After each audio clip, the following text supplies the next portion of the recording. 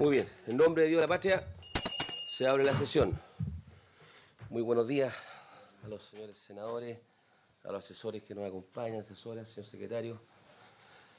Señor secretario, ¿cómo tenemos la cuenta para el día de hoy? Hay varios documentos en cuenta. Después yo tengo que dar una información respecto a la cuenta. Usted dé la cuenta como está nomás, la cuenta y la tabla, y después yo le hago una aclaración. Bueno, primero tenemos una comunicación del ministro de Relaciones Exteriores, don Teodoro Rivera, en que agradece la invitación y excusa su asistencia, atendido que tiene compromisos anteriores, pero avisa que asistirá en su reemplazo el embajador Patricio Torres Espinosa, subsecretario de Relaciones Exteriores subrogante. Después, presidente, hay una comunicación del como director general de Relaciones Exteriores, ¿no? sí, él es... Sí, lo nombran como subsecretario de Relaciones Exteriores subrogante, nomás ahí. Después hay una comunicación de don Jorge Sormó, presidente del Consejo Fiscal Autónomo, en que solicita que, de acuerdo a la ley que rige el Consejo Fiscal Autónomo, deberá exponer ante la Comisión Especial Mixta Presupuesto en el próximo mes de septiembre, porque la ley señala que debe exponer entre abril y septiembre.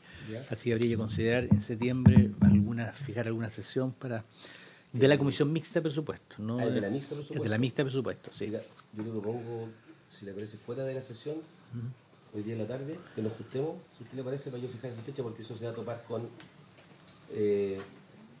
está el 18 largo que va a interrumpir la semana, va a tener pura sesión esta semana. Sí. Después está la semana de Chital, me parece. Y Así antes es. de eso está la visita al Reino Unido del ministro de Hacienda por el tema del Chile Day. Entonces veamos ahí la semana siguiente, el 18. ¿No es digital? No. Excelente, esa puede ser la alternativa. La siguiente, el 18. Ya. Gracias, senador Córdoba, por ese aporte. Qué bueno que vino. Sí, pues la del 18 Estamos seguros. Bueno, pero solemos resolverlo hoy día. Eso me gusta. Así se construye en Hacienda. Ya. Entonces, dejamos el tema para después, presidente. Hay también, presidente, una comunicación de la Agencia de Promoción de la Inversión Extranjera, Invest Chile, ¿Ya? servicio público creado por ley 20.848, que señalan ellos que han conversado, digamos, con senadores de la comisión y que le han manifestado que el interés, digamos, que tienen ellos de presentarse, digamos, ante la comisión. Entonces piden, digamos, pudieran ser recibidos en algún momento por la comisión. Ya, entonces eso lo vamos a hacer. Vamos a ver el calendario de urgencia que tenemos y tal vez esa sesión la podríamos poner. Ya, ok, pero vamos a fijar una fecha. Perfecto. Pero me parece que sí. Y por último, presidente, hay una comunicación también del Banco Central, ya que el presidente del Banco Central en su minuto comprometió con los senadores a presentar las conclusiones del panel de expertos externos que está hablando del funcionamiento del Banco Central. ¿Ya? Y señala que las conclusiones van a estar listas la primera semana de septiembre. Entonces, y él comenta que sería ideal poder presentar a la comisión en alguna fecha posterior. Él sugiere, digamos, que puede ser el jueves 5 de septiembre o el viernes 6 de septiembre, sin, digamos, que sea una sesión formal. Formal. Ok. Le reitero, por ser, tal vez escapó su atención, de que el Banco Central le pidió a un comité de expertos que hiciera una evaluación sobre cuál ha sido la performance del Banco Central como ente autónomo y el cumplimiento de sus funciones. Claro, exactamente. En coincidencia o conmemorando o celebrando, no sé, o recordando los 30 años de autonomía del Banco Central. Y para esos efectos él nos quiere presentar resultados de ese estudio que va a estar a principios de septiembre. Tal vez eso él sugiere, entendiendo que a veces hay restricciones por el tema de la comisión, si pudiera hacerse tal vez fuera de la comisión propiamente tal, de que concurriéramos seguramente al Banco Central o visitáramos a Santiago. Solamente advertirle de eso, que creo que es importante que lo hagamos, pero yo propongo que entonces, señor secretario, en la tarde vamos a hacer una pega más grande, vamos a tener un calendario con todo esto que nos han pedido para tratar de acomodarlo eso. ¿Ah? Y creo que hay un tema más dando vuelta. Claro, es que más tiene que venir a poner el informe de política monetaria, si no me equivoco, también. Sí, está bien, pero entonces... No, también es septiembre, yo creo que está con fecha. Debe estar cerca de por el 8 o el 10 me tinca, ¿por qué me suena? O quizá el miércoles antes del 5. Ya. ¿Por qué me tinca? ¿Ah? Se ríe el senador García. ¿Ah? ¿Qué se ríe? ¿Ah? Comparta la sonrisa. Ya.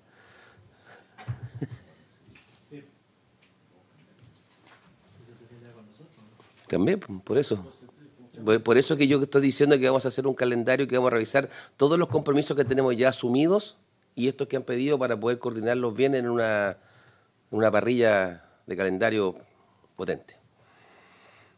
Esa sería la cuenta presidente. Ya. Muy bien. Le informaba antes de inicio de la sesión al senador García, pero le informo a usted, senador Coloma, y al resto, de que estaba para la tabla del día de hoy continuar viendo el proyecto de armonización del Instituto Nacional de Estadística. Se comunicó conmigo ayer el ministro de Economía, que me señaló lo siguiente, el ministro Fontaine, quien asumió hace un mes y medio más o menos, de que le ha pedido a un comité de expertos que se constituyó en el Ministerio de Economía durante la administración del exministro Valente, para que revisen y recabar su opinión respecto a la propuesta del proyecto. Está bien, yo lo podría haber contraargumentado que es indiferente que cambie el ministro, pero me pareció prudente darle ese espacio, por lo cual lo saqué de la tabla ese proyecto y espero tener noticias la semana próxima por parte del ministro. Cuando actúa prudentemente va a salir. No, en general, la prudencia es mi norte. ¿En general? Sí. Estamos. Entonces, ¿por qué no partimos con los proyectos de acuerdo? Hay uno sobre la Organización Panamericana de la Salud. Así es. Ya. Y el otro es el Tratado de Extradición entre la República de Chile y el Perú. Perfecto. Ya. No, pero está está el subsecretario Torres. ¿No? Porque no, que creo que Yañez viene por otro tema, pero no viene aquí. Anda buscando senadores de esta comisión, pero no quiere venir a la comisión. Y yo aquí no me muevo de acá. No, está bien. Claro.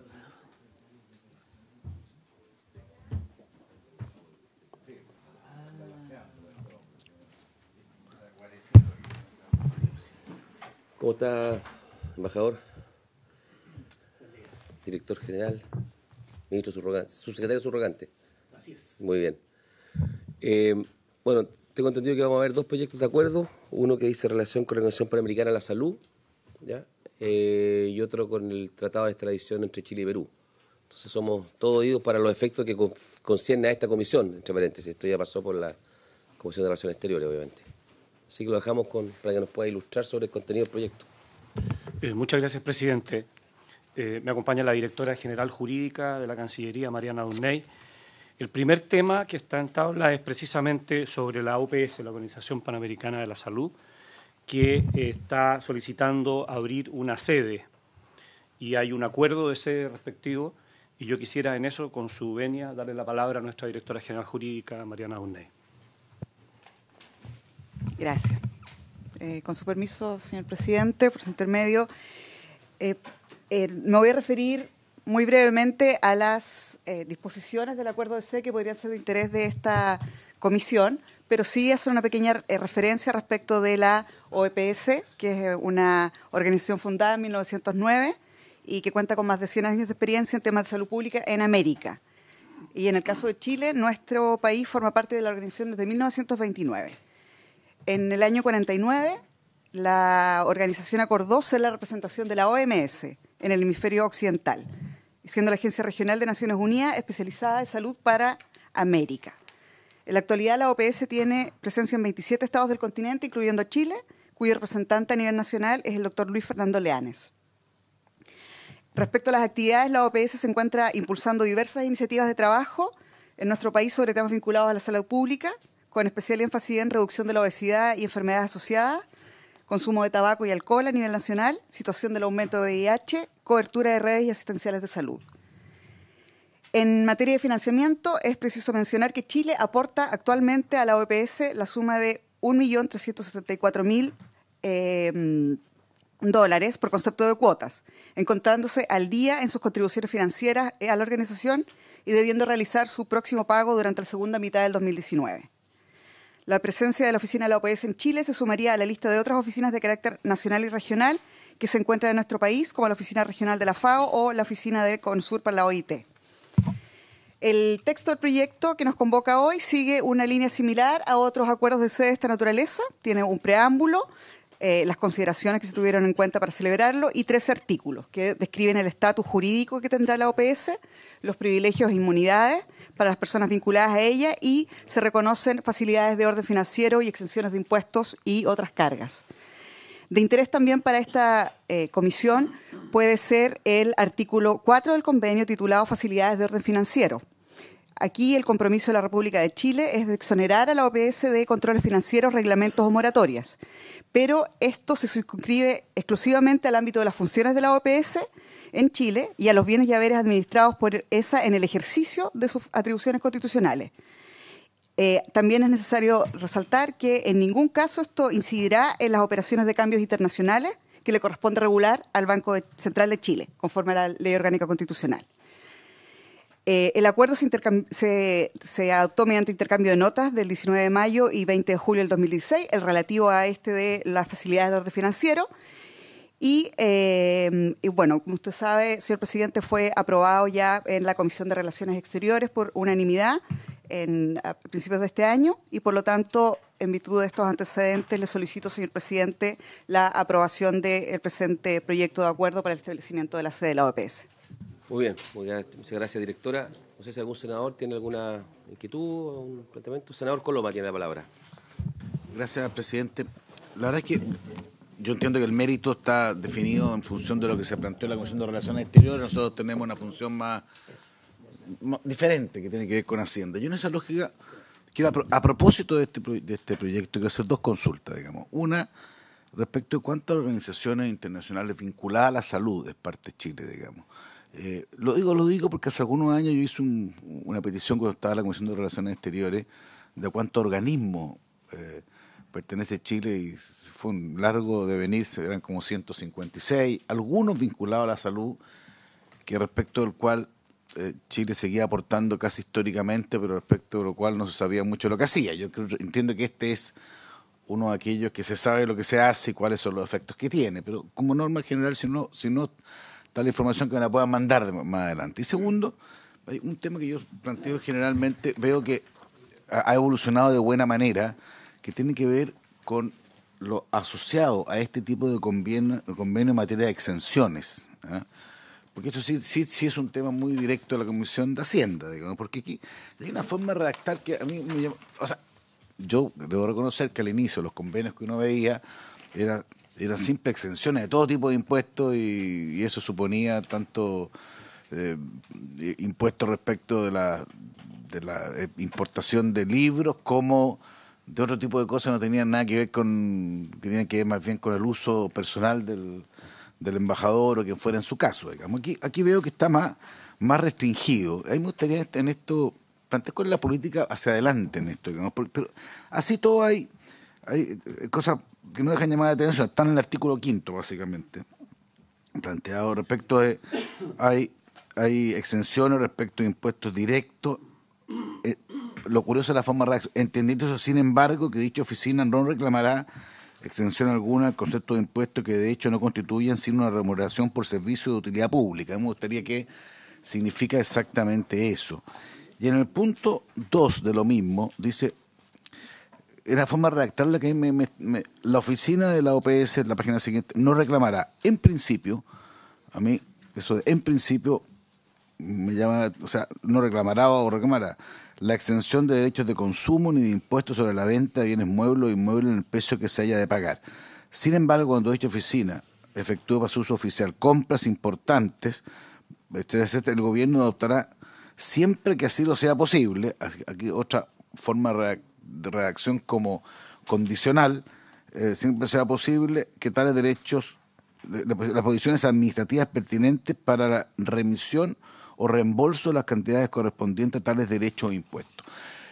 Yo lo planteo a propósito de este tema particular, puede ser 1000 organismos más, pero como estas cosas van siendo repetidas de un convenio a otro, porque son más bien de costumbre internacional, yo quería plantear el punto porque quiero que un tema uno tiene que ir evolucionando. Yo entiendo que uno tiene que dar facilidades para que se incorporen organismos internacionales, de repente uno podrá discutir si son muchas o pocas, pero creo que en general tiene que haber una forma de explicitación o de redacción menos la palabra, sin embargo, dicha oficina, o en principio, a mí me generan una duda, no sé, la forma de hacerlo. No es que uno esté en contra de esto, yo creo que uno, porque yo sé que estas son cosas que se van replicando una tras otra, pero me gustaría por lo menos que ustedes lo puedan reflexionar y no sé si tienen alguna opinión sobre esta forma, porque esto sí que es de la Comisión de Hacienda, esto no tiene nada que ver, o sea, esta es la pega nuestra es cuál es el impacto que tiene dentro de las finanzas. Yo sé que esto puede ser muy poco, pero son los principios los que me importan, no la cantidad. Gracias, presidente. No sé si su secretario, directora, quiere agregar algo. Hola, Gracias, Jorge. presidente. No, por su intermedio, responderle al senador. Efectivamente, muchas de las disposiciones que hay en este tipo de acuerdos son más o menos las mismas, dependiendo del área en que se trate. Ahora, yo estoy seguro que la Cancillería, cuando se preparan este tipo de antecedentes, se ve precisamente si hay alguna disposición que sea distinta y diferente, y si se puede, perdón, sí. Entonces, que efectivamente yo tenía notado, eran dos cosas, el artículo 5 y otro artículo 10, digamos, que es incluso más Al personal. tiene que ver con el personal de la oficina, gozará de exención, de cuáles exenciones, y también no sé, una forma de redactar. Yo no sé si son tan necesarias esas cosas del día de hoy, y si está en tiempos de crisis gozará, es casuístico, una forma muy rara, digamos. Bueno, hay exenciones de impuestos, un montón de cosas, digamos. Entonces yo también quería agregarle, para no quedarme solo en el quinto, el quinto y el décimo, que no se refiere a la institución, se refiere a las personas que vienen en función, y también una réplica de algo que yo creo que es medio antiguo, a eso me refiero. Presidente, no, precisamente yo digo que dependiendo de la situación, de la organización que se trate, hay evidentemente un análisis en la Cancillería de cuáles son las condiciones en las cuales deben operar acá. En relación con el personal, efectivamente los funcionarios internacionales están más o menos asimilados a las disposiciones de la Convención de Viena, que es la que regula las inmunidades y los derechos que tienen los diplomáticos bilaterales, ¿no? Pero quisiera que nuestra directora jurídica pudiera ahondar en detalle sobre esto, con su permiso. Por su intermedio, señor presidente. Bueno, efectivamente, respecto de la forma en que están redactados los artículos 5 y 10 al que usted hace referencia, como usted señalaba, en un principio estos acuerdos de sede y aquellos que tenían también relación con inmunidades y privilegios que se daban a misiones o representantes extranjeros eran redactados en forma bastante genérica, como decía usted, sin mayor detalle. La realidad hizo necesario, sobre todo la realidad legislativa de los países, que fueran ajustándose el tipo de redacción. Ahora, estas redacciones que quedan, yo no estuve involucrada evidentemente en en este directo acuerdo de sede, pero lo que sí puedo entender de su redacción y lo que me puedo imaginar es que las negociaciones de acuerdos de sede, sobre todo con organismos de Naciones Unidas, son bien complicadas porque generalmente los organismos de Naciones Unidas piden más privilegios e inmunidades de los que la ley chilena les puede conceder. Lo mismo con las exenciones impositivas y las que tienen que ver con la regulación y asuntos financieros y de mercado a veces.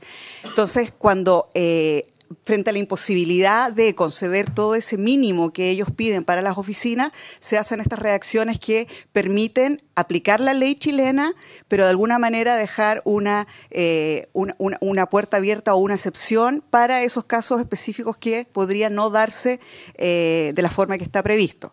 Pero en general, lo que efectivamente ha habido una evolución en la forma en que se redactan, y esa evolución tiene que ver con la exigencia de parte de los negociadores chilenos de que no se otorguen más prerrogativas ni más exenciones que aquellas que nos permite la ley. Entonces, por eso también, por ejemplo, en esta materia de las facilidades financieras se hizo la excepción también respecto de la regulación de cambiaria que tiene el Banco Central de Chile a cargo, etcétera. Muy bien, muchas gracias. No sé si será Coloma que Sí, dele nomás porque me pareció Es que a mí me parece que esto es una cosa que yo quiero que lo reflexionen, digamos.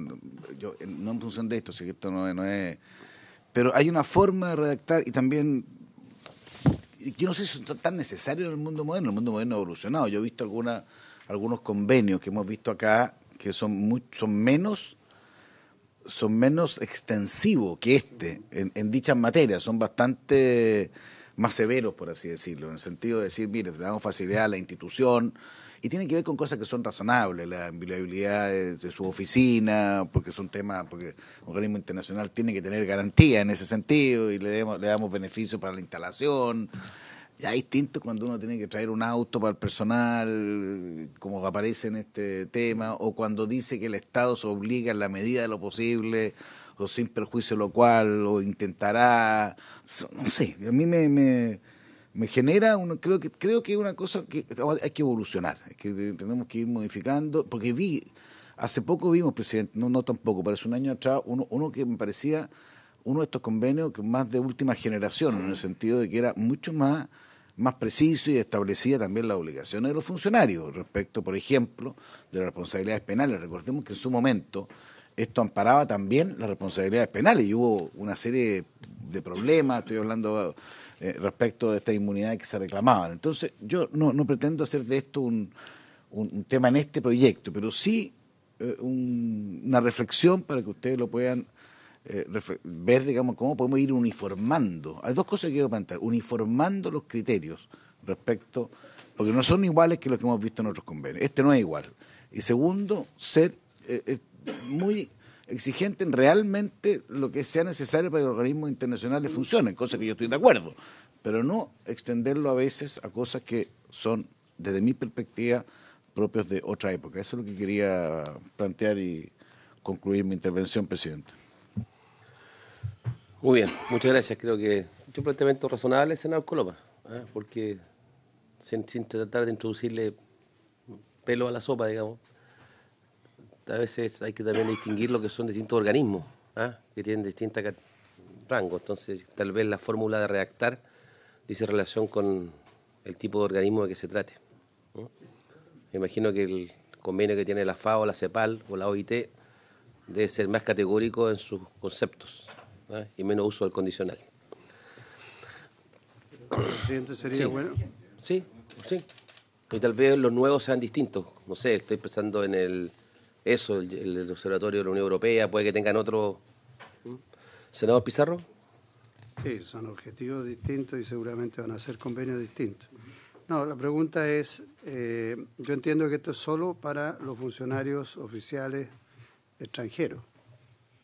Y eso creo que es bueno dejarlo en claro, porque una oficina de este tipo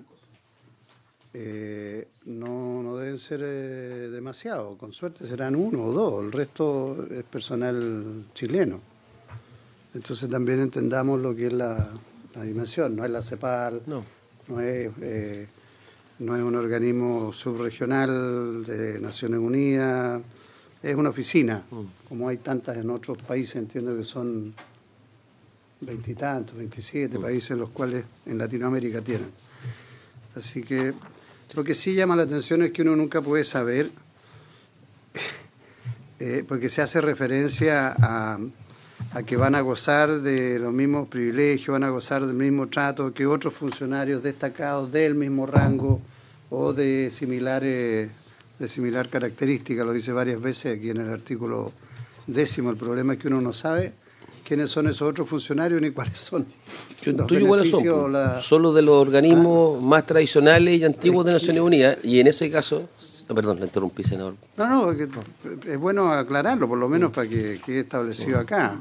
Si solo de organismos, o también estamos hablando de otro tipo de delegaciones diplomáticas que están acreditadas en el país, que pueden ser embajadas, puede ser otro tipo de organizaciones que también tienen algún reconocimiento a su inmunidad y a los beneficios en su carácter de funcionario internacional. Sí, solamente para complementar al senador Pizarro y hacer un alcance a lo que señalaba el senador. Efectivamente, dice para los extranjeros, pero nada obsta que sea un chileno el director de la OPS en Chile y que va a ser sujeto de esas mismas condiciones jurídicas, exenciones o tratamientos favorables.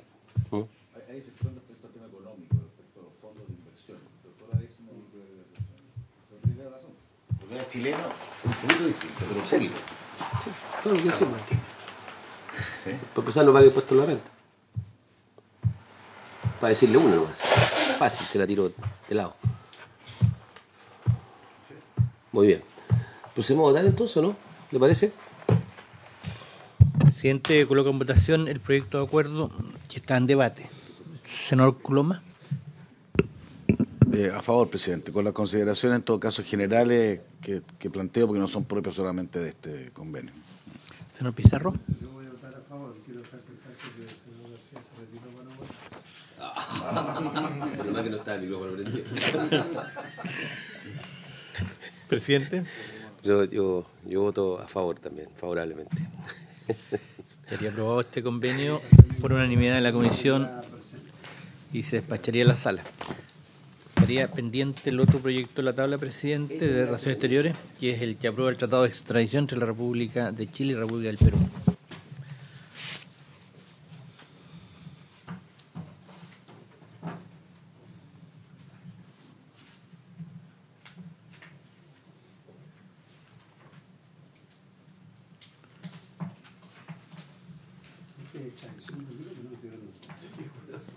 Y parece que hay una disposición.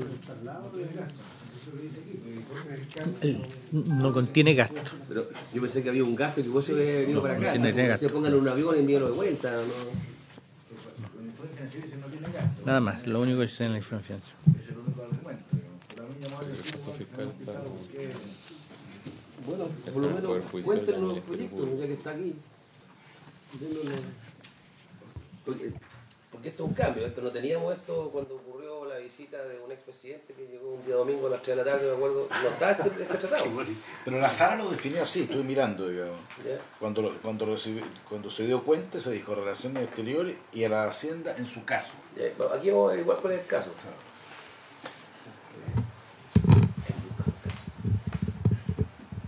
Gracias, presidente. Este tratado de extradición fue suscrito el 29 de noviembre del 2016 y reemplaza un tratado previo de extradición que teníamos con el Perú el año 32. Lo moderniza y tal vez la razón por la cual usted, presidente, el senador, por su término, el senador Coloma, señala de que puede tener algunas disposiciones nuevas, puede ser el hecho de que habla de delitos fiscales. Y ahí yo creo que nuestra directora general jurídica nos puede dar un detalle sobre el particular, si a usted le parece, presidente. Por supuesto, Mariana. secretario. Ese. Gracias, señor presidente. Efectivamente, esta es una actualización del Tratado de Extradición que existe con el Perú desde el año 32 y dentro de las disposiciones más novedosas que contempla está esto de la incorporación de los denominados delitos fiscales y la extradición de nacionales también. En lo que respecta a las materias de interés de esta comisión, evidentemente los delitos fiscales que el artículo 2, número 5 del tratado contempla y establece que cuando se solicite la extradición de una persona por un delito que entrañe la infracción de una disposición legal en materia tributaria, arancelaria o cambiaria o de cualquier otra disposición de carácter fiscal, no podrá denegarse la extradición en base a que la legislación de la parte requerida no establece el mismo tipo de impuesto o gravamen, ni son iguales en la parte requerente sus disposiciones fiscales, arancelarias o cambiarias. Y esta cláusula se encuentra en consonancia con el criterio regularmente sostenido por nuestro país en esta materia. Como ustedes saben, en materia de extradición generalmente tiene que haber una identidad del delito por el cual se pide la extradición. Si ello no sucede, la extradición no prospera. Y en este caso, evidentemente, como las legislaciones en materia de delitos fiscales varían tanto y son tan distintas, algunas más avanzadas que la otra, de lo que se trata precisamente es de evitar que por este motivo se niegue una solicitud de extradición. Por lo tanto, la definición del delito fiscal queda para la parte requerida, o sea, la requirente. Y la otra disposición que podría tener interés para esta comisión es la que tiene que ver con los gastos y representación que contempla el artículo 23. Aquí se sigue la regla general que la parte requerida se hace cargo de todos los gastos asociados a la extradición durante el tiempo que la persona requerida esté en el territorio de ese lugar, de ese país, y el gasto del traslado es del requirente. Pero eso es la eventualidad que evidentemente que sea que la extradición sea exitosa y haya que trasladar al requirente. Pero en esta materia de traslado y representación no se innova respecto de otros tratados de extradición que establecen como regla general lo mismo. Entonces, seguramente pasó a esta comisión por el tema de los delitos fiscales, pero en materia de carga fiscal efectivamente no representa ningún cargo asociado extra.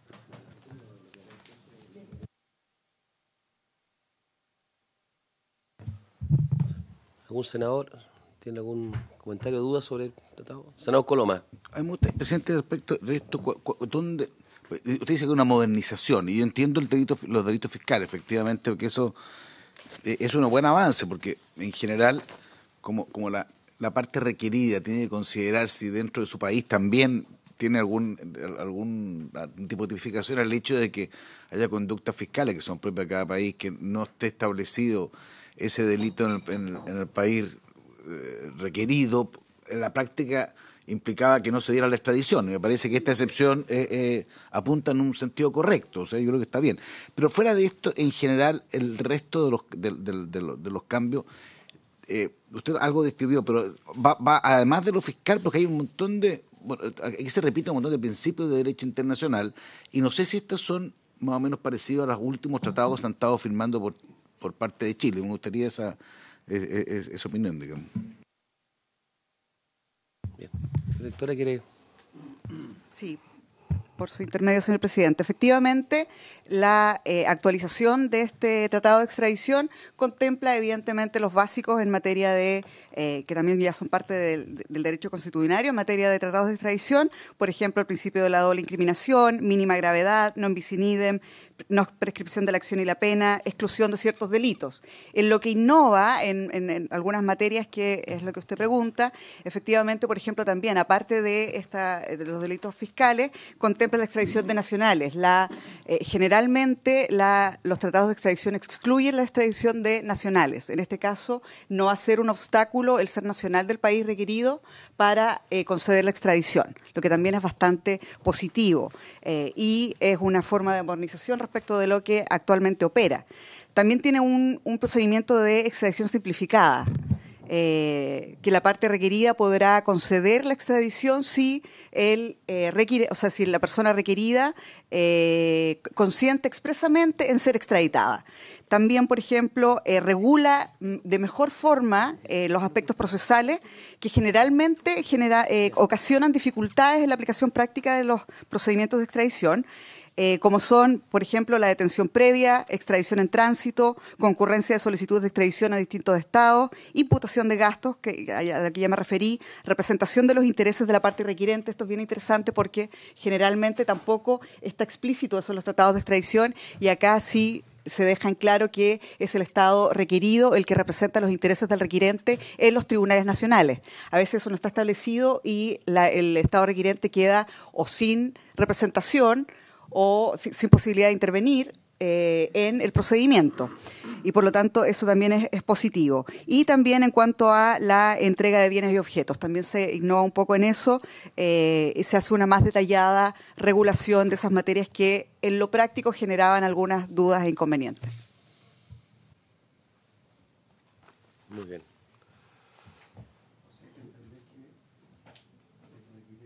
¿Pueden ver el micrófono, senador Pizarro? Sí, señor presidente, a entender a propósito de la intervención. El Estado que es requerido, en este caso si es Perú el que pide una extradición, el Estado que es requerido a Chile, es Chile el que tiene que garantizar que haya representación del Estado peruano ante los tribunales chilenos, con cargo a nosotros. ¿Me permite? Sí, efectivamente. Es recíproco, supongo. Sí, es recíproco, y es a través de los organismos nacionales, la Fiscalía, el Ministerio Público o la Defensoría en su caso.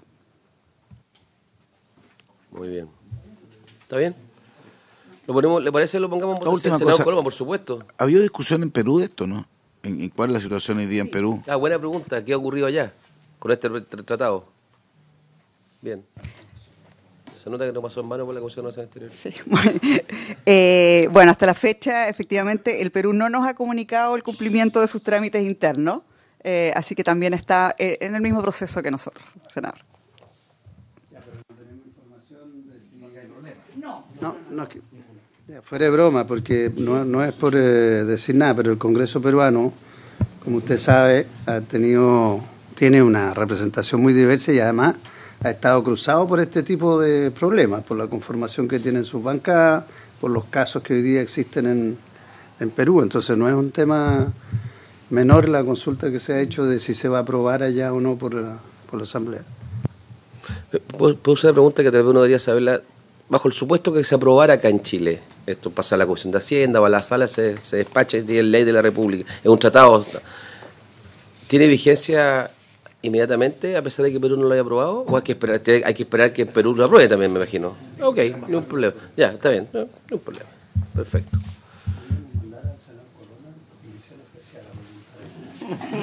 No, lo otro que pongamos a prueba el sistema con Senado Coloma. Presidente. Señor secretario, tomemos la votación, por favor. ¿Sí? ¿Quiere agregar algo más? Sí, solo quería agregar, señor presidente, que en todo caso, a pesar de que efectivamente la tramitación en el Perú y el Congreso del Perú atraviesa por ciertos problemas, es del interés del Estado de Chile, sobre todo del Estado de Chile, la aprobación de estos tratados de extradición. En la práctica tenemos muchas dificultades nosotros tratando de extraditar a nacionales peruanos o a nacionales chilenos que están en el Perú, porque hay áreas que no están reguladas. Por lo tanto, la actualización es más significativa para el Gobierno de Chile. Muy bien, muchas gracias. Señor secretario, tomemos la votación. Sí, por supuesto. Una última consulta que me llamó la atención dentro de las posibilidades de denegar la extradición está en que parte del delito se haya cometido en el país requerido, ¿ya? Y en el debate de la Comisión de Relaciones Exteriores hubo una intervención, creo que fue suya, pero quiero explicitarla bien, respecto de que eso hay que entenderlo en un sentido bien preciso, porque hoy día, por ejemplo, la mayoría de los delitos, o no la mayoría, pero cada vez se usan más los delitos informáticos, digamos, respecto, eso lo vi en donde está bastante vinculado. Entonces, esto de que no se pueda solicitar la extradición, o sea, no se otorgue en la medida que haya un delito, no sé si es tan correcto en el sentido de que al final basta una pequeña participación en un país para que no se pueda conceder la extradición. Imaginemos una gran estafa, ya que estamos hablando de delitos también fiscales, digamos, que se realizan un 99% en Perú o en Chile, da lo mismo, y la otra, y una parte pequeña en el otro país. Eso ¿cómo actúa? Porque eso me parece raro, digamos, porque sería una forma de evitar una extradición el hecho de que uno cometa una parte de la conducta en el país requerido y de esa manera no puede darse la extradición. Entonces es bien, no sé, me llama la atención ese aspecto, no sé si me expliqué bien, digamos, porque dentro de las condiciones donde dice, ¿por qué se puede denegar una extradición? Dice, porque todo o parte del delito, no dice cuánto, sea cometido en el país requerido, o sea, vamos a hacerlo al revés para no ofender a nadie. Si un chileno comete un delito en Chile, y respecto al 99% del delito, y hace un 1% en Perú, estoy haciendo una lógica, y se va a Perú, si Chile solicita la extradición, él puede reclamar, mire qué raro, ahora que mire, ¿sabe qué más? No puedo ser extraditado porque parte del delito se cometió en ese país, y viceversa. No sé bien cómo puede haber una explicación más completa. Yo creo que lo que hacen es darle flexibilidad a los jueces para eso, que puede operar por un lado para otro, efectivamente. Ya, ¿sí no? Señora directora. Sí, por su intermedio, presidente, efectivamente, senador, lo que sucede en estos casos es que el principio básico para el ejercicio de la jurisdicción criminal que tienen los estados es el principio de la territorialidad. Por lo tanto, y esta puede ser, objetiva o subjetiva, y eso depende de dónde se inicia o dónde termina el delito. Entonces, en lo que tenemos en estos casos, cuando hay una parte del delito que se comete en el territorio del requerido, es una competencia de jurisdicciones, dos jurisdicciones que son igualmente competentes para conocer del hecho, pero el requerido está en el territorio de ese país. Por lo tanto, de alguna manera tendría preeminencia para juzgar el hecho porque está en su territorio. En estos casos que hay competencia de jurisdicciones, es para lo cual se hacen estos tipos de convenios para establecer quién va a juzgar. Ahora, el asunto es que si el Estado que tiene al requerido en su territorio no lo quiere extraditar, lo tiene que juzgar. Y esa es, en el fondo, la obligación del que deniega una extradición por ese motivo. Si no extradita, tiene que juzgar. O sea, no es para efectos de impunidad, sino para efectos de poder ejercer su atribución soberana de la jurisdicción penal. Sí, porque esto está en el artículo 5º, el número 2, pero siguiendo con eso, digamos, lo juzga, como hay un principio de territorialidad, lo juzga en función de los delitos cometidos en el país requerido. ¿No? Así es. Ya, y con juzgado, ¿se puede volver a pedir la extradición? Porque es que eso no queda claro aquí, por eso es que es importante fijarlo un poco en la historia, porque estuve leyendo, no lo encontré tan claro, pero si usted dice que ese es el principio, que me parece correcto, o sea, a mí me parece bien que un país diga, mire señor, yo primero voy a juzgar, aunque sea un delito chico, y después lo voy a extraditar, pero tal como aparece redactado, yo tengo la impresión de que da la sensación que se agota, entonces eso sería complejo, por lo menos para la historia del convenio, digamos. Sí, señor presidente, si me permite. Sí, por regla general pueden darse dos situaciones. Una, efectivamente, es la que indica usted, que el delito por el que se juzgue no sea el mismo delito, sino que parte de uno mayor, que también ocurre en otro Estado. En ese caso, el Estado, efectivamente, el requirente, el Estado de Chile, podría pedir la extradición porque no se trata del mismo delito. Si fuera el mismo delito, pero iría el principio de non bis in idem, entonces no se podría volver a juzgar respecto del mismo. Si se trata de otro delito, sí se podría pedir la extradición, y lo que sucede ahí también, los convenios de extradición generalmente lo contemplan también, y si no aplican las reglas generales del derecho internacional, pero este tratado lo contempla. Se puede pedir la extradición para fines de juzgar a una persona que está cumpliendo una condena por un delito que ya fue juzgado, siempre que no sea el mismo, como le digo, para que no se repita esto de la doble incriminación. Vuelve para efectos de ser juzgado y depende del acuerdo ahí de las partes si cumple la pena aquí en el país o se devuelve nuevamente para que termine de cumplir la pena en el país que fue requerido. Pero esa posibilidad, efectivamente, si no es juzgado por el mismo delito en el país requerido, el país requirente puede pedir la extradición. Y en ese caso hay normas precisas que regulan también la posibilidad de solicitarlo una vez que ya ha obtenido sentencia en el país, en el país requirente. Muy bien. ¿Cuál es el tema que le preocupa?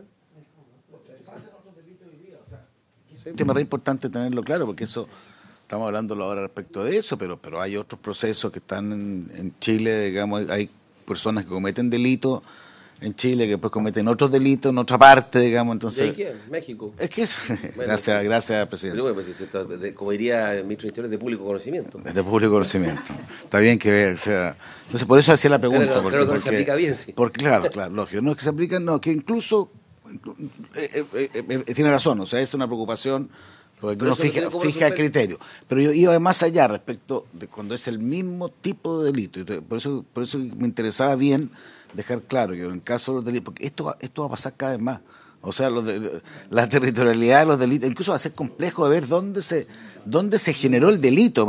¿Qué pasa con, o sea, los delitos informáticos? Los informáticos, no sé, será en Corea del Norte, surge, parten, pasan. Eso es de público conocimiento porque salió hoy día en el diario de que habían $2.000 millones de utilidad respecto del tipo de delito. Es un ejemplo. Pero por eso que estas normas tienen que ser precisas al momento de modificarse, porque son de realidades nuevas, no son realidades distintas. Yo creo que son mucho más complejas. Hay que preparar, hay que mentalizarnos para un tipo de proyecto, delitos que van a ser simultáneamente en muchos países. ¿Se fija? Ahí tiene que luchar uno con lo que está más arraigado, que es la cultura nacional nuestra y de otros países, que yo tengo preeminencia para jugar. Y no quiero, Sevilla, si usted quiere soltar o perder esa facultad. Entonces trae eso prioridades, priorizo, jerarquizo, porque yo tengo más. Los tribunales generalmente no les gusta desprenderse de competencia. Es como los parlamentos o los presidentes. En serio, no se desprenden. No. Desprenderse de poder es muy difícil. Sí. Pero no hablemos del presidente. No, si además debe estar en 40 memes. Debe estar no sé cuántos memes este minuto. Ya, vamos. Hay que estar respondiendo el tema de la portabilidad financiera en vivo. O sea, oportunidad de meme. Vamos, votación. Votación, presidente. Presidente coloca en votación el proyecto de ley en discusión. Senador García. Senador Coloma. Senador Pizarro. Senador Montes. Presidente. A favor. Aprobaría por unanimidad de la comisión. Muy bien, muchas gracias a la Cancillería, Sociedad subrogante, directora, a funcionario. Despachado los dos proyectos. Vamos por el tercer proyecto de la tabla. Sí, por favor.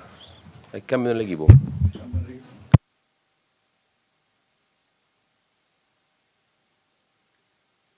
Se suspende por 2 minutos.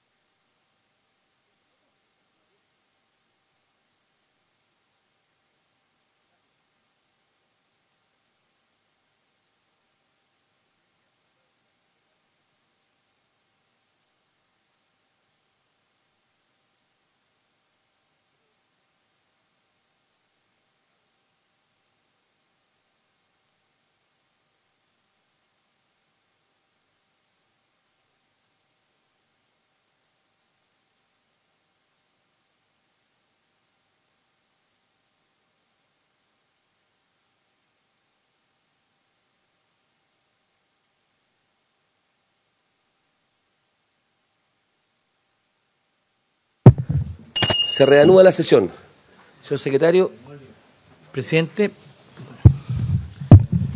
está en tabla en este punto el proyecto de ley que amplía el procedimiento de relocalización a concesiones de agricultura que indique y establece permisos especiales de colecta de semillas.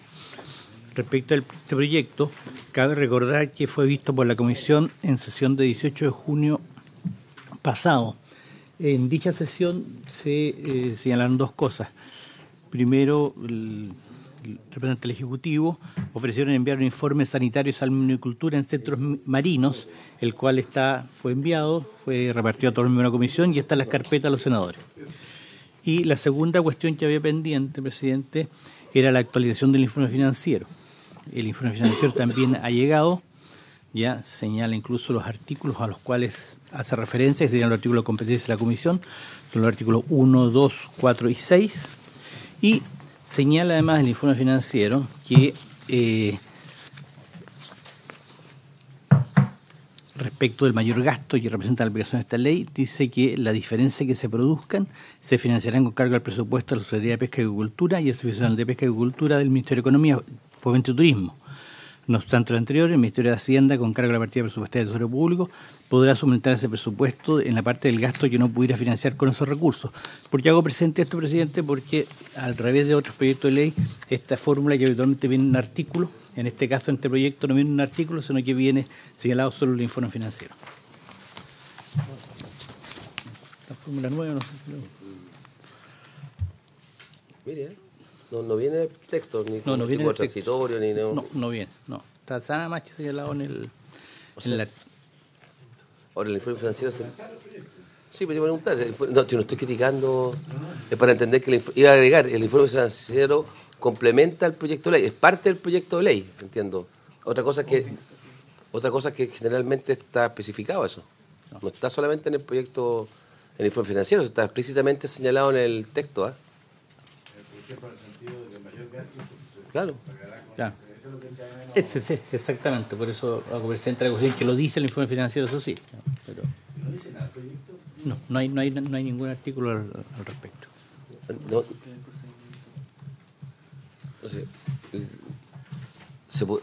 Solamente el punto de vista jurídico, no estoy haciendo un problema de fondo, pero podría ser que alguien interpretara que no tiene financiamiento. Por esa razón lo queremos dejar constancia y está dicho de esa manera.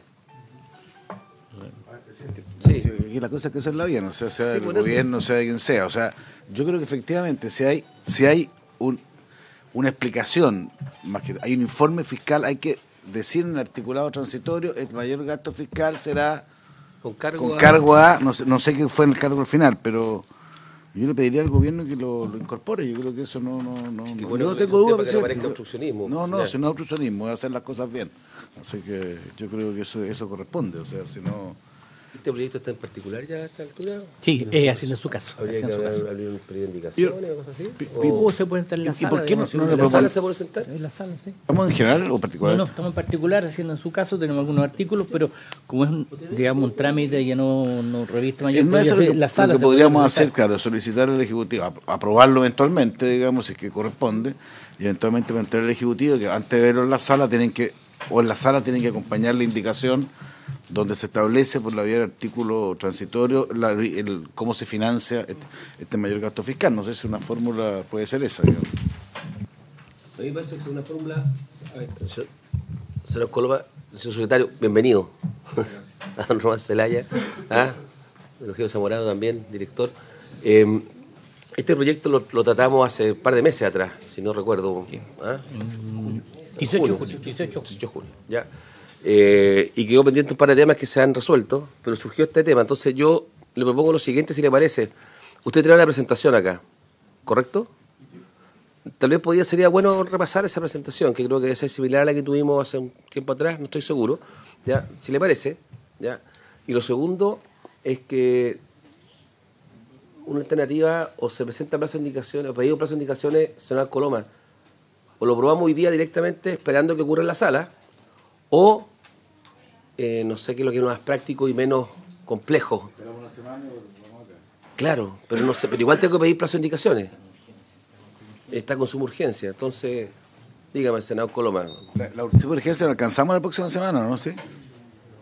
No, es que sabe que tiene razón, que me acá le agradezco al asesor, a don William, que el informe financiero dice una cosa que es bien importante. Dice al final, dice, el mayor gasto que representa la aplicación de esta ley se financiará en régimen con los ingresos asociados al cobro de patente que el articulado señala.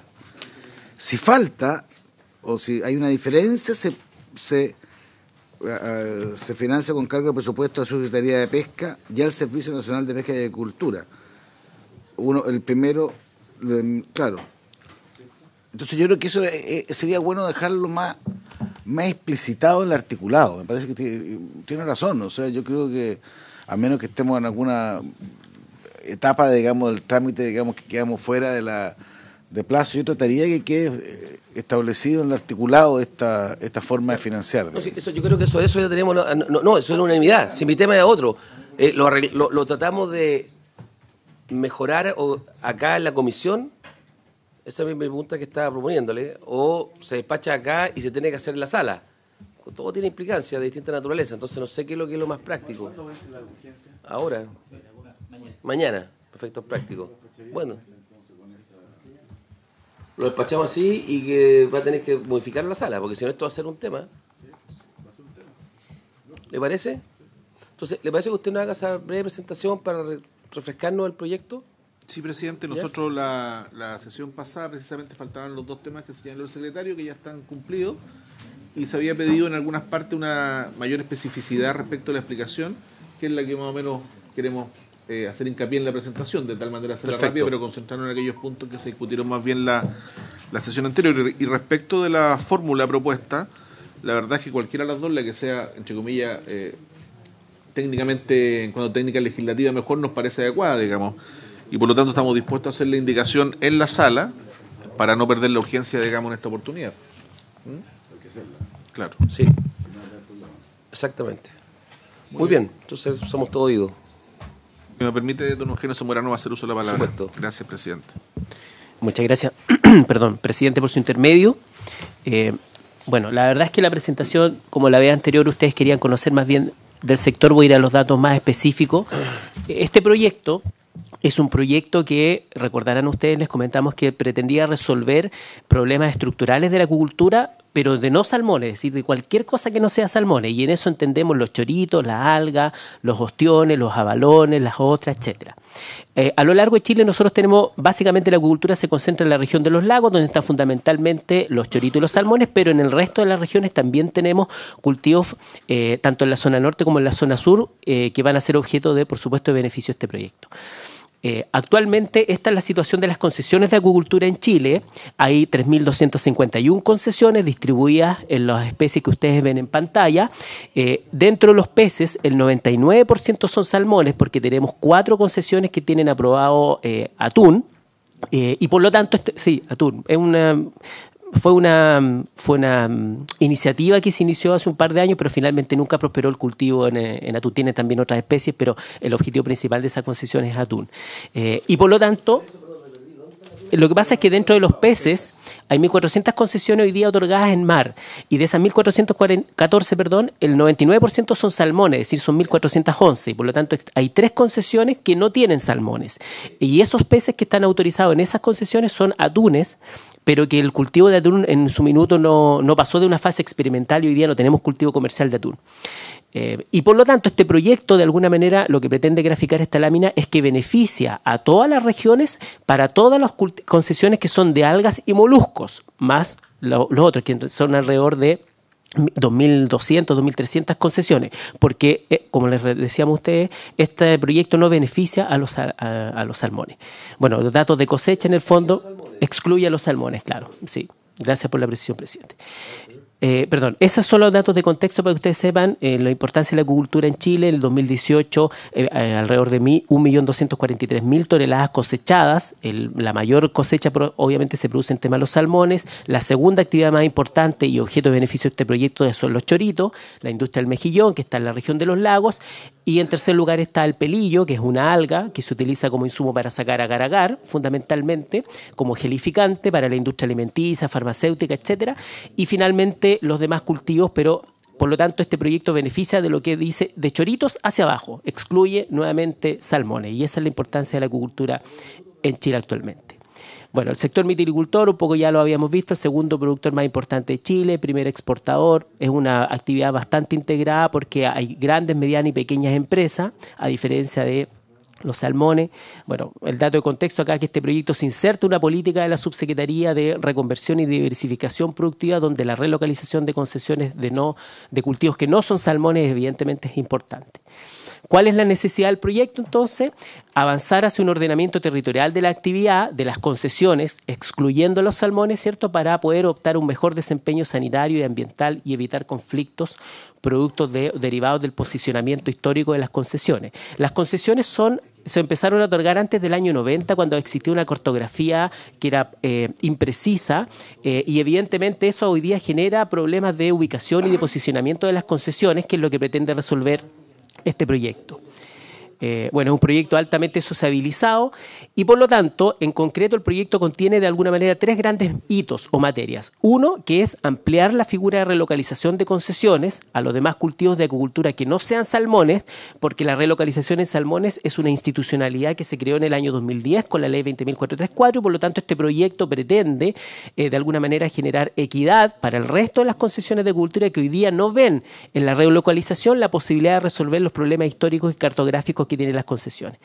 Por supuesto, regularizar el emplazamiento cuando se trate de meros ajustes cartográficos, que ya vamos a explicar más adelante de qué se trata, y establecer los permisos especiales para la colecta de semilla. La colecta de semilla es la instalación de cuelgas en el mar para que se fijen naturalmente ciertas semillas de choritos, que son los que posteriormente se engordan en los centros de cultivo. Es una actividad fundamentalmente desarrollada por pescadores artesanales, comunidades indígenas y por acuicultores de pequeña escala, y hoy día se hace esa actividad fundamentalmente en permisos de escasa importancia, que son permisos precarios que duran máximo 1 año y que no son renovables, y por lo tanto año a año tienen que ir a la subsecretaría con el riesgo de que ese espacio pueda ser ocupado en otra destinación y por lo tanto se pierde el espacio colecta de semilla. Y lo que pretende este proyecto, por tanto, es darle certeza jurídica a esta actividad tan importante como es la colecta de semilla de choritos, que se da fundamentalmente en la región de los lagos. Bueno, respecto a la relocalización, obviamente se establece la facultad para que la subsecretaría pueda, en base a motivos ambientales, sanitarios o de ordenamiento territorial, proponer y tramitar la relocalización de concesiones de acuicultura que excluyan salmónidos, ¿cierto? Pero se tienen que establecer ciertos requisitos. Primero, se tiene que mantener el grupo de especie y área, se tiene que renunciar a la concesión anterior en tanto se obtiene la relocalización, y por lo tanto, si no se obtiene la relocalización, se mantiene la concesión original, porque la regla básica de la relocalización es que no son más concesiones ni más superficie, sino que es reordenar lo que ya existe, y se tiene que reubicar dentro de las áreas apropiadas para la acuicultura dentro de la comuna respectiva. Y por supuesto dar cumplimiento a la zonificación del borde costero. En la presentación, en lo que está subrayado, son las indicaciones que se le incorporaron al proyecto en la Comisión de Pesca del Senado, ¿ya? En el fondo, para tener ustedes puedan contextualizar de alguna manera los cambios, los ajustes que se vivieron en la Comisión de Pesca.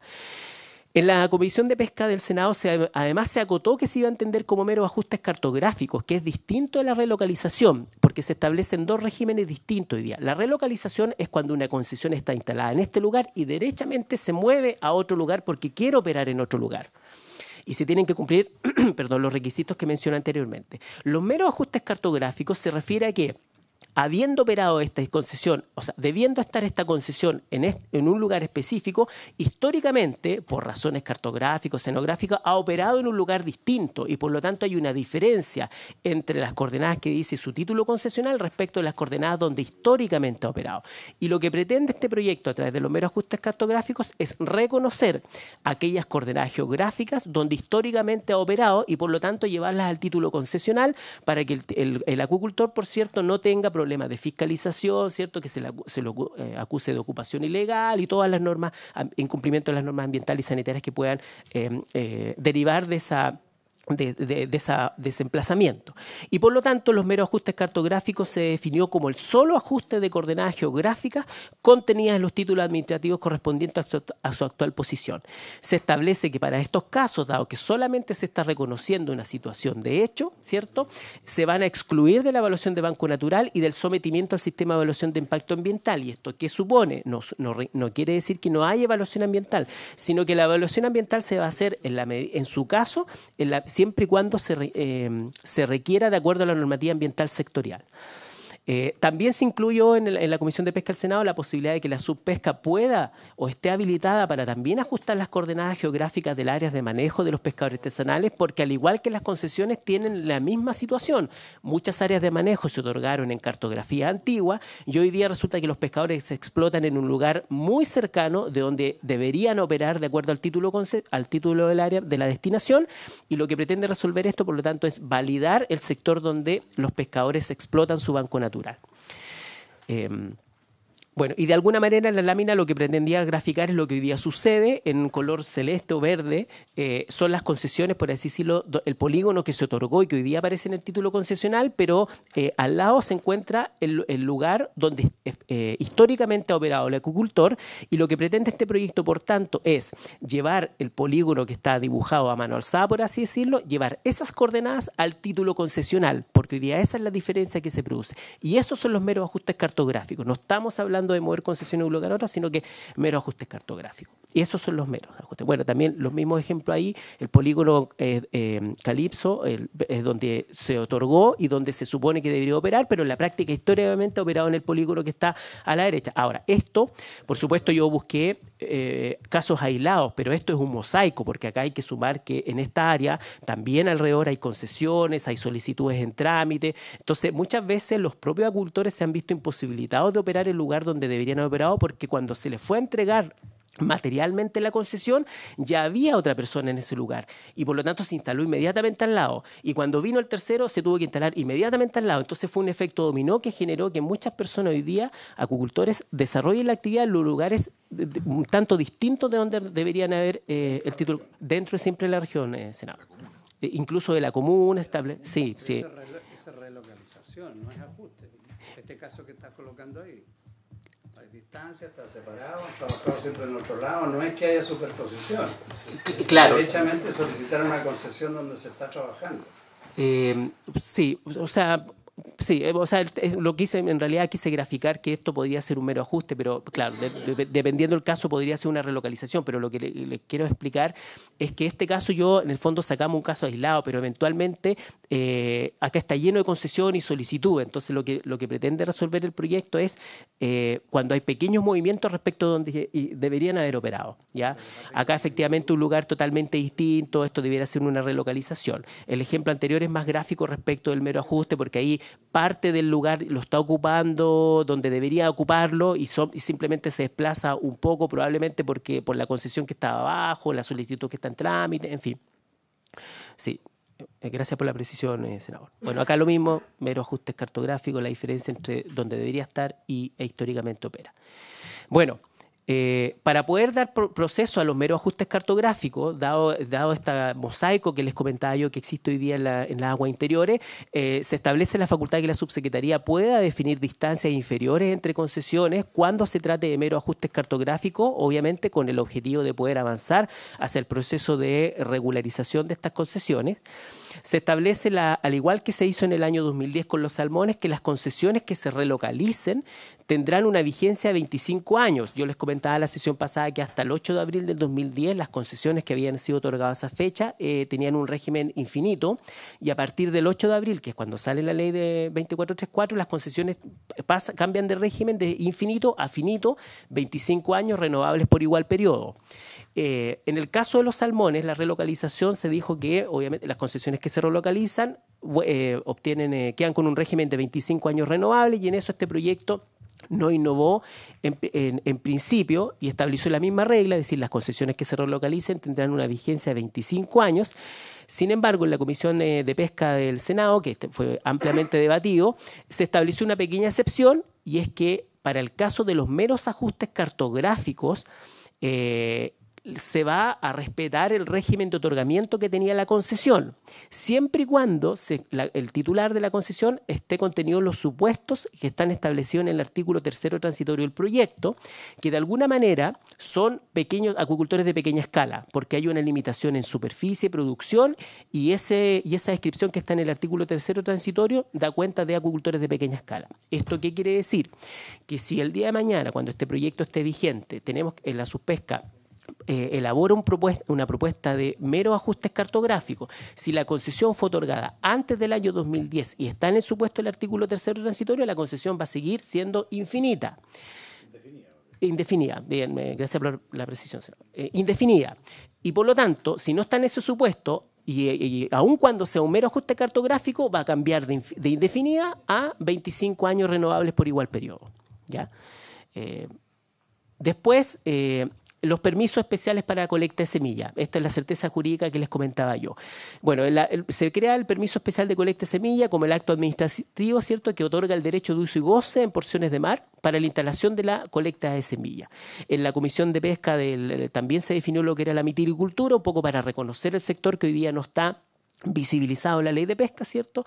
Y se establece que las personas que hacen colecta de semilla van a tener la obligatoriedad de entregar la información estadística de la colecta de semilla. Eso es una obligación que hoy día no le pese sobre los acuicultores, pero además tiene por objeto esto también un poco disminuir la brecha, eliminar la posibilidad o disminuir la brecha que exista colecta ilegal, que cada cierto tiempo aflora la posibilidad de que hayan colecta ilegal y por lo tanto en la medida que hayan permisos acotados e identificados y estén obligados a entregar información, obviamente se le entregan más herramientas para el servicio para que pueda fiscalizar y a la autoridad marítima el tema de la colecta ilegal. Se establece el procedimiento para definir los polígonos. En base a los estudios técnicos, la subsecretaría define cuáles son las áreas de colecta. En general, las áreas de colecta siempre están asociadas a la existencia de bancos naturales, porque los bancos naturales son de donde se originan las semillas que finalmente se fijan. Se elabora un informe técnico, se le hace una consulta a la Subsecretaría para la Fuerza Armada para que esto no afecte las áreas que está proponiendo la subpesca no afecte la libre navegación, ¿cierto? Se dé cumplimiento a la zonificación y eventualmente se puedan establecer distancias. Obviamente este informe técnico, esta propuesta se publica en un diario oficial y diario de circulación regional y posteriormente se somete a consulta a la Comisión Regional de Uso del Borde Costero, ¿cierto? Porque de alguna manera la política del Ministerio de Defensa es que todo lo que suceda en el borde costero de alguna manera debe ser validado por la CRUB, quien tiene un plazo de un mes. Originalmente el proyecto decía 2 meses, pero en la Comisión de Pesca del Senado se redujo a 1 mes. Evidentemente va a tener que emitir su pronunciamiento y el proyecto de ley establece que en la medida que la CRUB no dé respuesta en ese plazo, se entiende aprobada las áreas de colecta. Con la aprobación de la CRUB, ¿cierto?, la subsecretaría le remite el informe técnico a la Subsecretaría para la Fuerza Armada, quien obviamente emite el decreto y otorga en destinación a la subsecretaría por un plazo de 10 años el área de colecta definida por la subsecretaría. Al interior de esa área de colecta anualmente la subsecretaría establece polígonos a partir de los cuales se van a poder otorgar estos permisos especiales de colecta de semilla en la forma, periodicidad y condiciones que establezca el reglamento y además se va a poder regular la cantidad máxima de colectores por superficie. Esto es súper importante porque además esto tampoco supone de que se va a instalar una cantidad tal de colectores que afecte los bancos naturales y eso a largo plazo merme la actividad de los semilleros. Por cierto, el deber de la subsecretaría es que esta actividad sea sustentable. Se establecen limitaciones de superficie. En el caso de Chorito no debieran ser más de 6 hectáreas, que es el promedio hoy día de los permisos de escasa importancia. Y en el caso de los ostiones, que algo de permiso alguna vez se tramitó la subsecretaría, hoy día ya no es tan frecuente, en la zona norte no más de 20 hectáreas. Obviamente, se establece la posibilidad de que la subpesca, una vez que defina el área de colecta y los polígonos, se hace un llamado público a través del sitio web de la subsecretaría donde se llama a las personas para que puedan postular a estos polígonos, a estos permisos de escasa importancia, ¿cierto? Y se asignan conforme a la prelación. Y se establece la regla de decisión cuando 2 o más personas están por alguna manera postulando al mismo permiso, ¿cierto? Y se establecen que dentro de la regla de decisión que van a definir van a ser definidas en cualquier caso por un reglamento. Está la cercanía al polígono solicitado, está el tener asignado anteriormente más polígonos o uno o más polígonos especiales y cualquier otro elemento que sea determinado por el reglamento de acuerdo a las condiciones geográficas del área. Una vez que la subsecretaría verifica que los postulantes cumplen los requisitos y las condiciones, ¿cierto?, asigna por resolución, se la entrega, ¿cierto?, al que se adjudicó el polígono e inmediatamente de oficio se inscribe en el Registro Nacional de Acuicultura para que el Sernapesca obviamente lleve el registro de las personas que van a ser parte de esta actividad conocida como colecta de semillas. Se establece que, obviamente, como a nosotros la Subpesca también le interesa que se haga realmente la actividad, porque la colecta de semillas se basa 100% en el hecho de que se instalan las cuelgas y una vez que se fijan las semillas, se sacan las semillas, queda vacío el centro, se vuelve el espacio, se vuelven a instalar las cuelgas y así sucesivamente. No tiene por objeto de que en ese sector se engorden o las semillas se lleven a la engorda de chorito. Y por lo tanto, se establece de que quien no hubiese hecho retiro de los colectores en el momento correspondía, ¿cierto?, que ese momento lo va a determinar el reglamento en función de las temporadas de colecta y temas biológicos, o haya instalado un mayor número de colectores, no podrá adjudicarse nuevos permisos especiales por un plazo de 5 años. Bueno, el reglamento también va a establecer limitaciones en superficie y número máximo de polígono al cual podrá acceder cada solicitante y esto básicamente lo que tiene por objeto evitar de que en el fondo quede concentrado todo en una misma familia los permisos, ¿cierto?, por así decirlo, y por lo tanto se establecen las reglas de limitaciones que hoy día están contenidas en el artículo 81 bis de la Ley de Pesca respecto al solicitante y las personas naturales o jurídicas vinculadas al solicitante, salvo, y establece una excepción respecto a los pescadores artesanales, que para ellos no les va a aplicar la vinculación del artículo 81 bis de la ley. Y por supuesto el reglamento también va a determinar cuáles son los puntajes, ¿cierto?, que van a tener los elementos que se van a utilizar para decidir cuando dos o más personas estén postulando respecto a un mismo polígono. Estos permisos que se otorgan por resolución, ¿cierto?, se otorgan por el plazo de la destinación. Recuerden ustedes que son 10 años y la subsecretaría puede ir renovando esa destinación y serán renovables solo si se ha dado cumplimiento a las condiciones de ejercicio de la actividad y las obligaciones que van a quedar incluidas en el acto de otorgamiento de este polígono y obviamente siempre que no haya reincidido en infracciones contra la normativa ambiental o sanitaria durante su vigencia.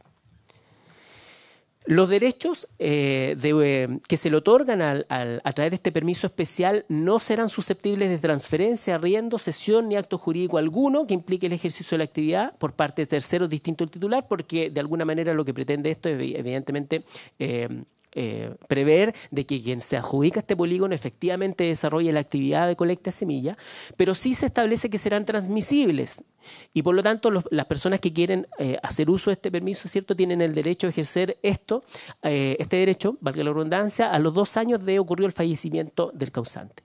Se les impone la carga de que estos permisos tienen que pagar una patente de 2 UTM por hectárea, que es la misma pago patente que hoy día tienen las concesiones de acuicultura que no son salmones. Hoy día los permisos de escasa importancia tienen que pagar por línea instalada, pero en promedio lo que hoy día pagan los titulares es básicamente lo mismo que van a tener que pagar en el futuro, es decir, las 2 UTM por hectárea. Y, como les decía yo anteriormente, la subsecretaría también va a definir las temporadas de colecta de semillas, ¿cierto?, en función de las características de la especie y el área geográfica. Serán dejados sin efectos los polígonos, se establece una suerte así como de caducidad, cuando los colectores no hayan sido retirados al término de cada temporada. Eso es súper importante porque aquí, insisto, se trata de colectar semillas, no de engordar chorito. Evidentemente, salvo que exista una fuerza mayor o caso fortuito, bajo ese supuesto se podría autorizar, ¿cierto?, la ampliación del retiro de colectores conforme a lo establezca el reglamento. También se va a dejar sin efecto, y esto se incorporó en la Comisión de Pesca del Senado, cuando se constate que se haya instalado o se haya excedido la cantidad máxima de colectores que se pueden instalar por polígono. Y de alguna manera, con este nuevo régimen, se establece que solo podrá ejercerse la actividad de colecta de semilla a través de áreas de manejo, espacios costeros, marinos para pueblo originario, concesiones de acuicultura y estos permisos especiales de colecta, ¿ya? Y por lo tanto queda acotado esos 4 sectores donde se podría hacer en el futuro la colecta.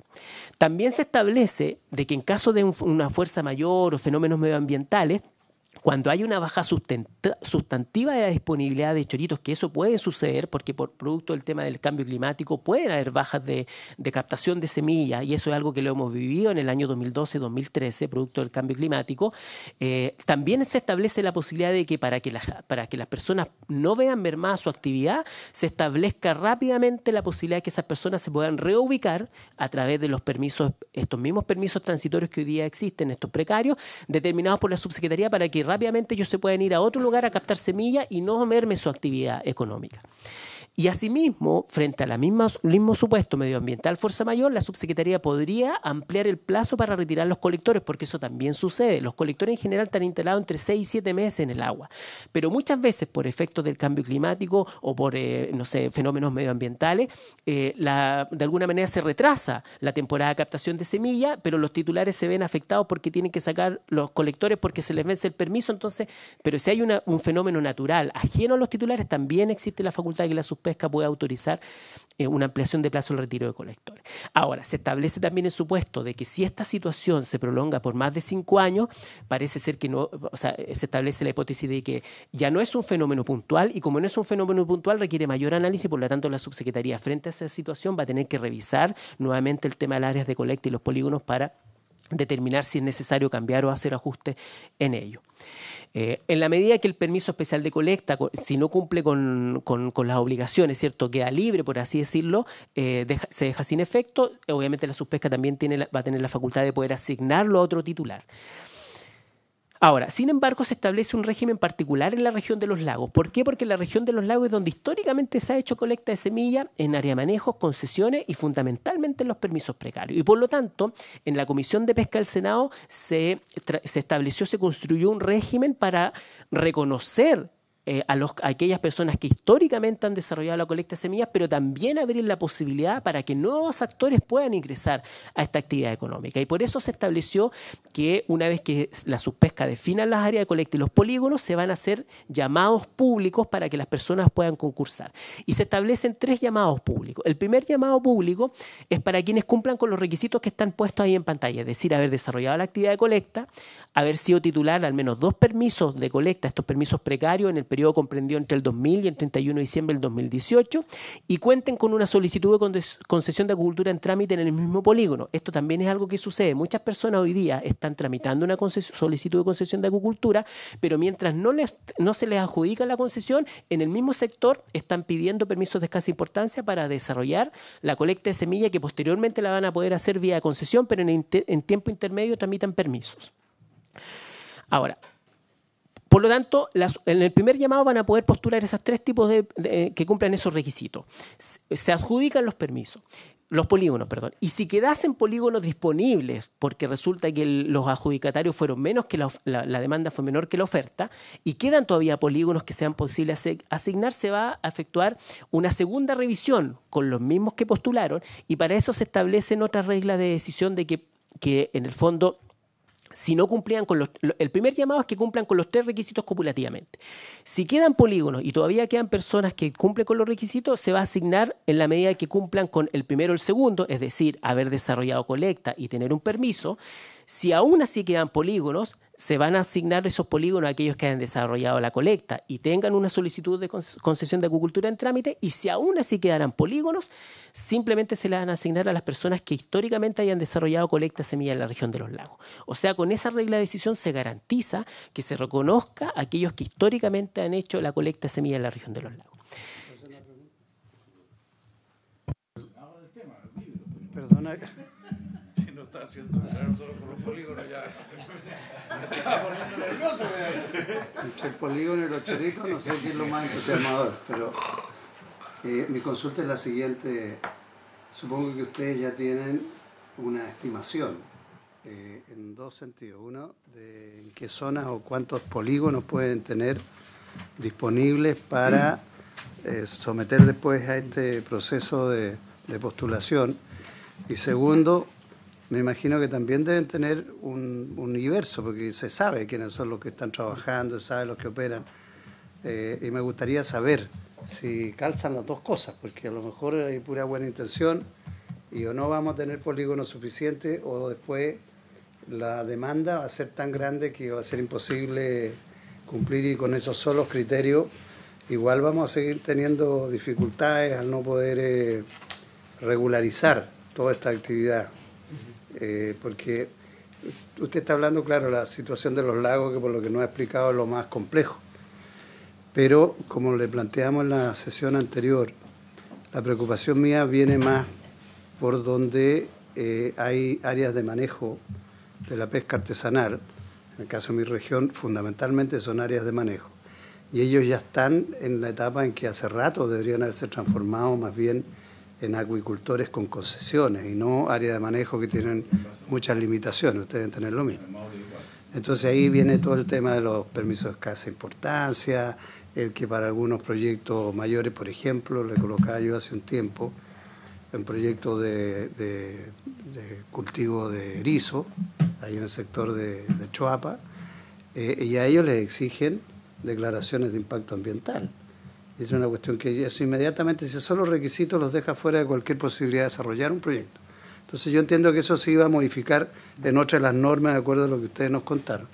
Pero en el hecho, esta legislación que se está proponiendo va a despertar una tremenda demanda en todos los sectores, y a mí me gustaría tener más claridad de cómo conducir a la gente, porque si no esa demanda va a quedar insatisfecha. Y una vez más nos van a decir a nosotros que hicimos una legislación para un determinado sector o para un determinado producto o para solucionar un conflicto o situaciones de irregularidad que están en una región como los lagos, que siendo muy importante, no veo por qué tenga que tener un trato especial, a diferencia de la otra. Complementariamente a eso, yo quiero consultar, ¿qué pasa si las decisiones no son del gusto, ya sea el que la solicitó o de alguien del entorno que se siente afectado por la decisión? ¿Cuál es el procedimiento para resolver esa diferencia?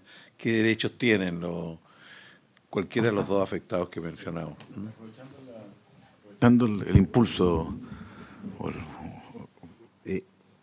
Esto se hace en función, estuve viendo básicamente en referencia a la ley anterior que hizo esto mismo respecto a los salmones, digamos, y eso entiendo que funcionó bien, ¿no? Porque a mí además me llama la atención que esto fue aprobado por unanimidad en la Comisión de Pesca, cosa que no es fácil. En la Comisión de Pesca generalmente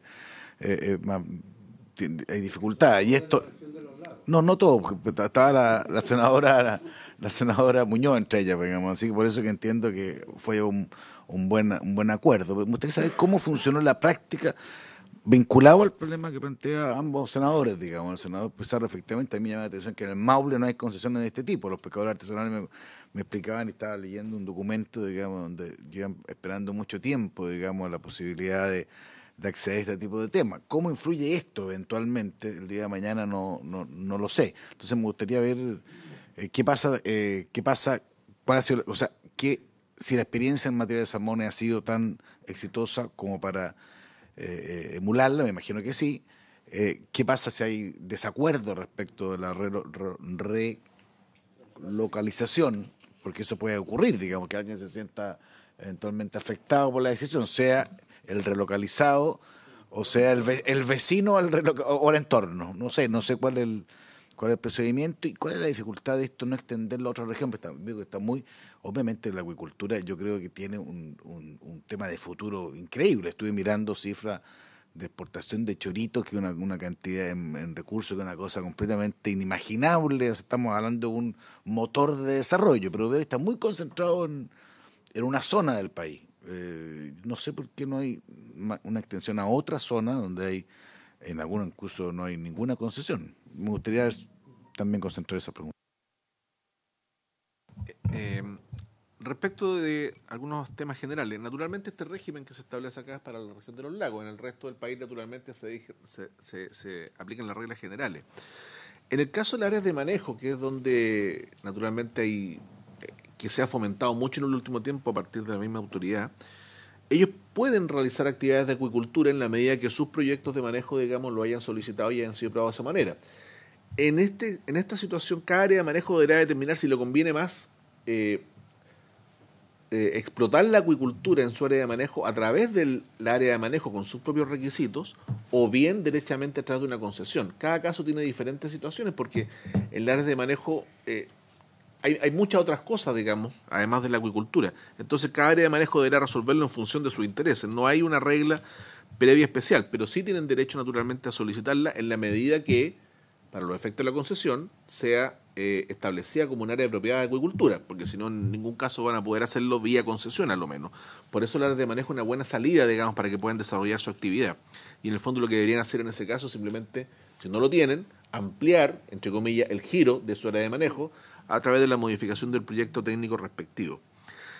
Respecto a los procedimientos de selección, si hay efectivamente dificultad en la aplicación porque alguien reclama, digamos, porque no ha quedado o porque cree cumplir con los requisitos y no se le ha reconocido o qué sé yo, eso va a quedar naturalmente entregado al reglamento de la selección final, digamos, de las personas aplicando los criterios que están aquí establecidos. ¿Cómo pasó con los salmones? Sí. Respecto a la experiencia de los salmones, ahí quiero dejar a Eugenio porque él tiene más conocimiento particular. Lo que sí, hasta el día de hoy se está aplicando esa solución, digamos, respecto a los salmones. Es decir, ha sido larga, pero ha sido ordenada. Y eso ha sido una ventaja, entre comillas, para los efectos de la aplicación. Pero en particular respecto a los salmones, quiero que Eugenio se pueda referir a eso, que tiene más conocimiento en particular. Muchas gracias.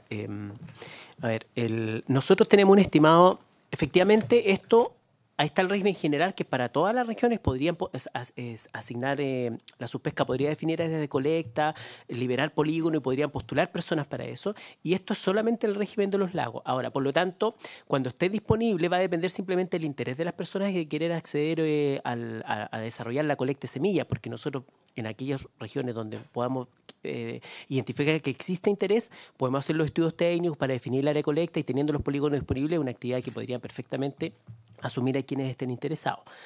Respecto al número de polígonos en la región de los lagos, nosotros hasta el minuto tenemos harto trabajo regional en esto y hemos estimado que deberían haber alrededor de 250 polígonos y las áreas de colecta son básicamente el sector de Cochamó, Reloncaví, Calbuco, Castro y Quellón, básicamente. Esos son como los principales semilleros históricos de la región de los lagos. Y las personas que son promedio 6 hectáreas por polígono. De hecho, está regulado en la ley, no pueden ser más de 6 en el caso de Chorito.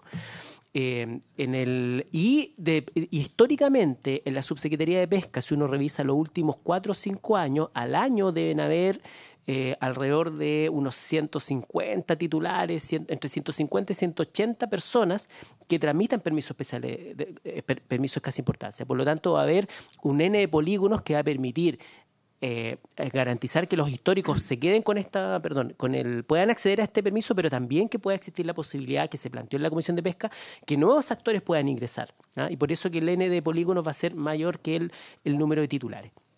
Ahora, respecto a la experiencia en los salmones, la verdad es que, senador, efectivamente, como dijo el subsecretario, ha sido un proceso largo, pero precisamente este proyecto aborda temas que no se abordaron en la ley de salmones y es en parte la razón por la cual el proceso no ha culminado.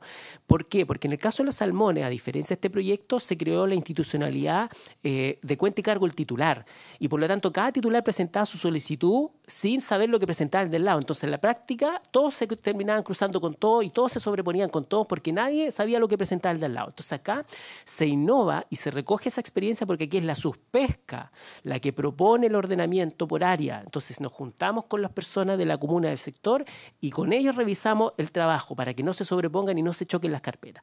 Y lo segundo, que además este proyecto innova respecto a los meros ajustes cartográficos. Y eso también es una innovación en el caso de salmones, porque en el caso de los salmones también existen casos de meros ajustes, en el fondo que han operado muy, muy corrido, pero resulta que en el caso de los salmones eso también es relocalización y eso también supone someterlo al mismo trámite de cualquier cosa. En cambio acá los meros ajustes cartográficos van a ser, por así decirlo, de más fácil tramitación porque se les obvia el banco natural, se les obvia, claro, menos burocracia. Por lo tanto, este proyecto yo creo que la comparación, precisamente la experiencia o la mala experiencia con los salmones ha permitido enriquecer ese proyecto en esos dos aspectos que son el motivo por el cual nosotros creemos que tiene bastante más expectativa de avanzar muchísimo más rápido respecto de si lo comparamos con los salmones que del 2010 a la fecha todavía no terminamos el proceso de relocalización. ¿Estamos en la hora de información? ¿Qué está dirigiendo? El presidente. Presidente. ¿No te habían identificado?